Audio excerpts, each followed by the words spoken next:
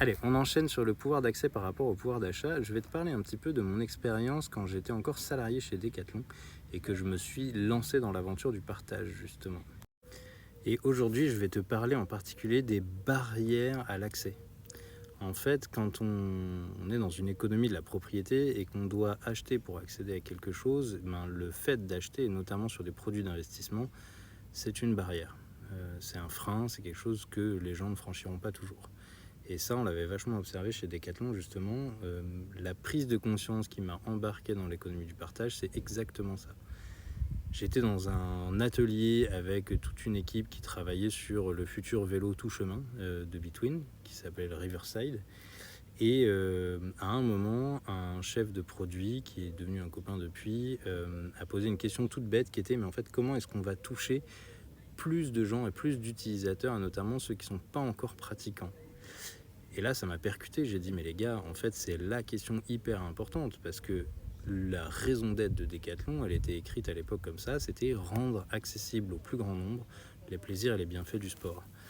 Et si on veut rendre les plaisirs et les bienfaits du sport accessibles au plus grand nombre, il n'y a pas que la propriété. Et justement, c'est vraiment là où ça m'a marqué.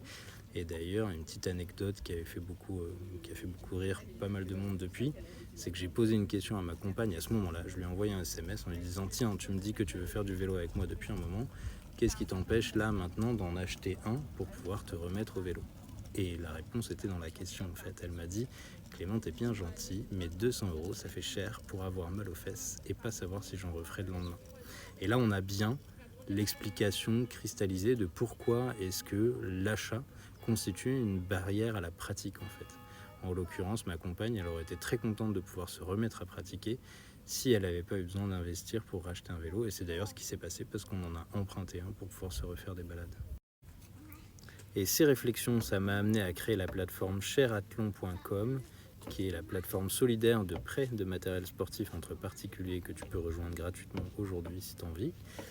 Et ça m'a aussi amené un peu plus tard à créer la fresque du partage, qui est un super outil pour aller creuser un petit peu la question de nos modes de consommation, notamment de l'économie de la propriété versus l'économie du partage, et qu'est-ce que ça change quand on change notre manière de consommer. A plus.